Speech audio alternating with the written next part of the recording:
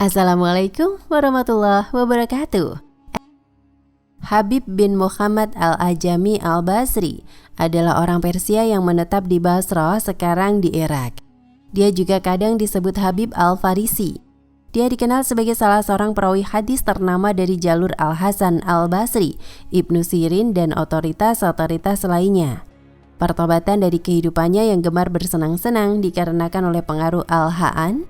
Dia sering hadir pada kelas-kelas ceramahnya dan menjadi salah satu rekan terdekatnya.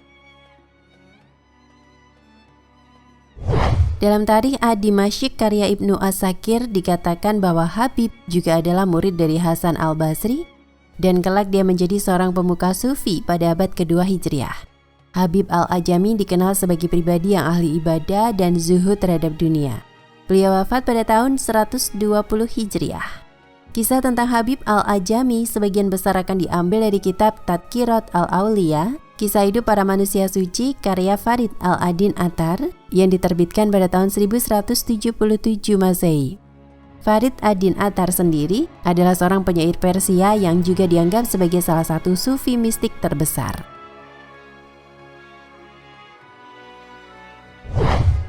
Farid ad-Din Attar dilahirkan di Nishapur, Iran pada tahun 1142 Masehi. Selama hidupnya, setidaknya dia telah menyusun 45.000 bait prosa yang indah. Beberapa karya besar lainnya antara lain Mantik At-Tair Musyawarah Para Burung, Elahi Nama, Kitab Allah, Musibat Nama, Kitab Penderitaan, dan Divan, kumpulan puisi. Farid ad-Din Attar wafat di tempat yang sama dengan kelahirannya pada tahun 1220 Masehi. Menurut A.J.R. Berry, penerjemah Tadkirat al-Auliya ke dalam bahasa Inggris, seringkali kisah-kisah sufi dipenuhi dengan anekdot, percakapan-percakapan, dan hagiografi yang penuh dengan makna tersembunyi. Yang perlu direnungkan kembali pesan dan hikmah yang terkandung di dalamnya, tidak seperti pembelajaran Islam formal pada umumnya. Dengan demikian, sebagaimana akan disampaikan, kisah hidup Habib al-Ajami tidak mesti saklek dipahami secara harfiah, karena di dalamnya terdapat banyak kisah-kisah yang bernuansa keajaiban atau karomah, melainkan ia sebaiknya diresapi hikmah-hikmah dan pelajaran akhlaknya. Meskipun tentu sah-sah saja apabila pembaca ingin memaknainya secara harfiah. Selamat menyimak.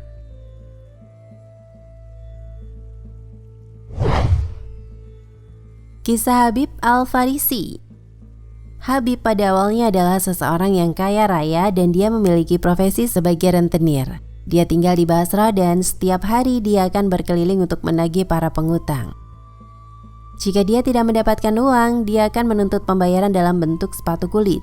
Dengan cara ini dia mendapatkan pemasukan hariannya.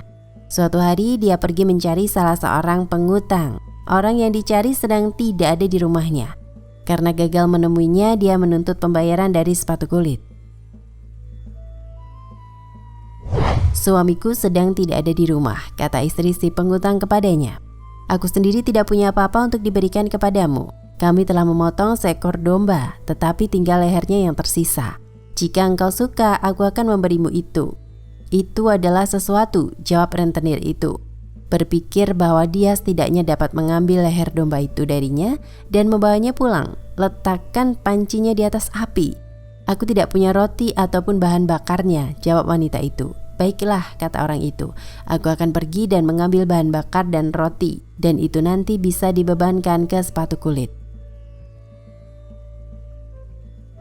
Jadi dia pergi dan mengambil barang-barang itu, dan wanita itu mempersiapkan pancinya. Ketika panci itu selesai dimasak, wanita itu hendak menuangkan isinya ke dalam mangkuk. Tiba-tiba seorang pengemis mengetuk pintu. Jika kami memberimu apa yang kami miliki, Habib berteriak kepadanya, engkau tidak akan menjadi kaya dan kami sendiri yang akan menjadi miskin. Pengemis itu dengan putus asa memohon kepada wanita itu untuk meletakkan sesuatu di mangkuk. Dia mengangkat tutup panci dan menemukan bahwa isinya semua telah berubah menjadi darah hitam. Menjadi pucat, dia bergegas kembali dan meraih tangan Habib, mengajaknya melihat isi panci. Lihatlah apa yang terjadi pada kami karena riba terkutukmu dan teriakanmu pada pengemis itu, serunya. Apa yang akan terjadi kepada kami sekarang di dunia ini, belum lagi selanjutnya. Melihat hal ini, Habib merasakan api di dalam dirinya yang mana tidak akan pernah padam. Mari kita lanjutkan kembali kisah Habib Al-Ajami dituturkan oleh Farid ad-Din Attar dalam Tadhkirat Al-Auliya. Setelah Habib mendapati makanannya berubah menjadi darah hitam, dia berkata kepada istri si pengutang, "Hai wanita," katanya, "aku bertobat dari semua yang telah kulakukan." Hari berikutnya dia pergi mencari orang-orang yang berutang kepadanya. Waktu itu kebetulan hari Jumat dan anak-anak sedang bermain di jalanan. Ketika mereka melihat Habib, mereka mulai berteriak, "Inilah dia Habib si rentenir, lari jangan sampai debunya menempel pada kita atau kita menjadi dikutuk seperti dia." Kata-kata itu sangat menyakitkan bagi Habib.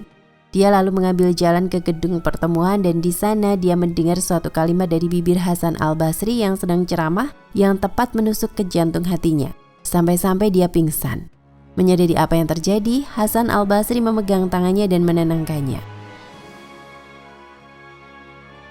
Ketika dia pulang dari pertemuan itu, salah satu pengutangnya melihatnya, yang mana kemudian melarikan diri. "Janganlah lari," Habib memanggilnya. "Sampai barusan adalah engkau yang lari dariku, tapi sekarang akulah yang harus lari darimu." Dia berjalan kembali, anak-anak masih bermain.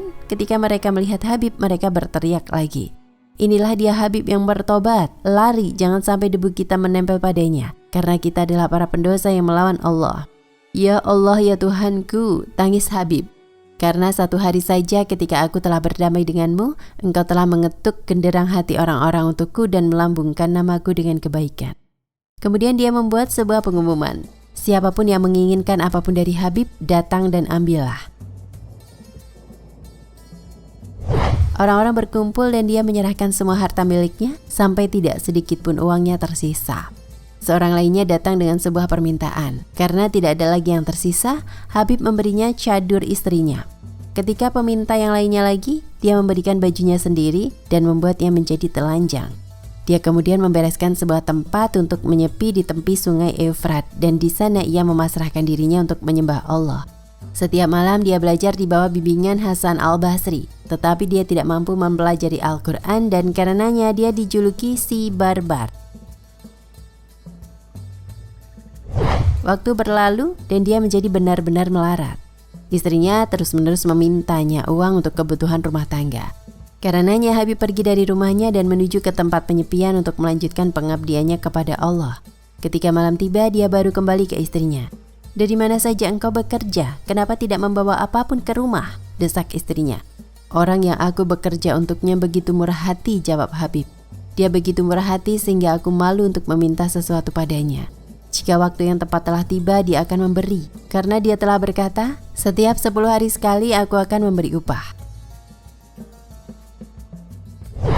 Jadilah Habib setiap harinya mendatangi tempat penyepian untuk beribadah sampai waktu 10 hari telah habis.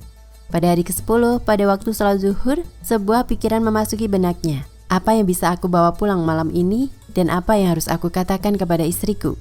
Dan dia merenungkan ini dalam-dalam. Langsung saja Allah yang Maha Kuasa mengirim seorang pengangkut barang di depan pintu rumahnya dengan membawa begitu banyak tepung gandum.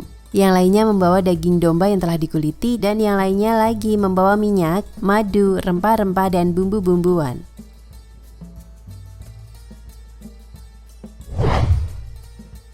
Para tukang angkut memuat semua barang-barang ini. Seorang pemuda tampan menemani mereka membawa dompet berisi 300 dirham perak. Datang ke rumah Habib, dia mengetuk pintu. "Ada perlu apa?" tanya istri Habib membuka pintu. "Tuan kami telah mengirim semua ini," jawab pemuda tampan itu. "Katakan pada Habib, engkau tingkatkan kerjamu dan kami akan meningkatkan upahmu." Setelah berkata demikian dia pergi. Saat malam tiba, Habib melanjutkan perjalanan pulang dan merasa malu dan muram. Ketika dia mendekati rumahnya, aroma roti dan masakan menusuk lubang hidungnya. Istrinya berlari untuk menyambutnya dengan menyeka wajahnya dan bersikap lembut padanya, sesuatu yang belum pernah dilakukan sebelumnya. "Suamiku," dia menangis, "orang yang engkau bekerja untuknya adalah orang yang sangat baik, murah hati, dan penuh cinta kasih. Lihat apa yang dia kirimkan dengan tangan seorang pemuda tampan." Dan pemuda itu berkata, "Ketika Habib pulang, katakan kepadanya, engkau tingkatkan kerjamu dan kami akan meningkatkan upahmu." Habib terkagum-kagum. "Luar biasa," serunya. Aku bekerja selama 10 hari dan dia memberi semua kebaikan untukku. Jika aku bekerja lebih keras, siapa yang tahu apa yang akan dia lakukan? Dan dia memalingkan wajahnya sepenuhnya dari hal-hal duniawi dan menyerahkan diri untuk mengabdi kepada Allah. Farid ad-Din Attar dalam Tadkirat al-Auliya menuturkan, suatu hari para petugas Hajjaj mencari Hasan al-Basri. Dia bersembunyi di tempat penyepian Habib. Apakah engkau melihat Hasan hari ini? Tanya para petugas kepada Habib. Aku melihatnya, jawabnya. Di mana dia? Di penyepian ini. Para petugas memasuki tempat penyepian, tetapi setelah mereka mencari-cari, mereka tidak menemukan Hasan. 7 kali tangan mereka menyentuhku. Hasan kemudian menceritakan, tetapi mereka tidak dapat melihatku. Habib, kata Hasan saat keluar dari tempat penyepian, engkau tidak menghormati kewajibanmu pada gurumu, engkau malah menunjukkan tempat persembunyianku. Guru, jawab Habib, itu karena aku mengatakan yang sebenarnya. Jika engkau memang melarikan diri, jika aku berbohong, kita berdua yang akan ditangkap. Apa yang engkau baca sehingga mereka tidak dapat melihatku? Tanya Hasan. Aku membaca ayat kursi 10 kali, jawab Habib. 10 kali aku membacakan kesaksian terhadap sang Nabi, dan 10 kali aku berkata, Dialah Allah yang Maha Esa. Lalu aku berkata, Ya Allah, aku memasrahkan Hasan kepadamu, lindungilah dia.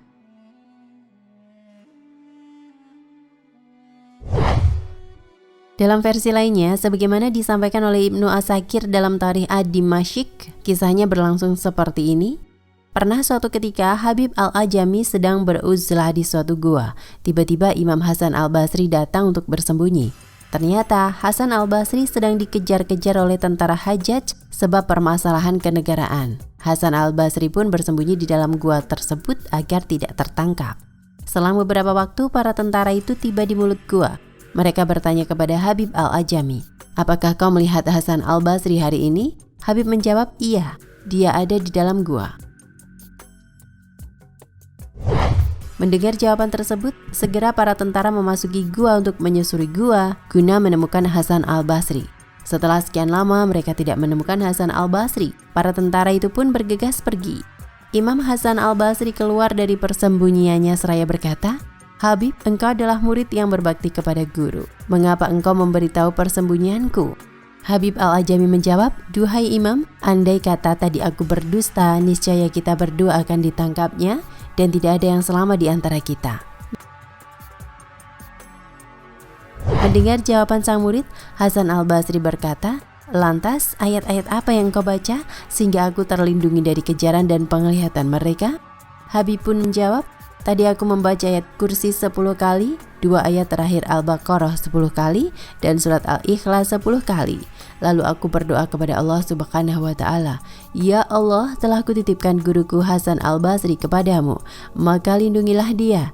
Mendengar hal itu, Hasan al-Basri merasa takjub dengan keluasan ilmu sang murid. Wallahu a'lam bishawab. Nah, pemirsa Ensiklopedia Al-Fatih, sampai di sini perjumpaan kita kali ini. Semoga menginspirasi.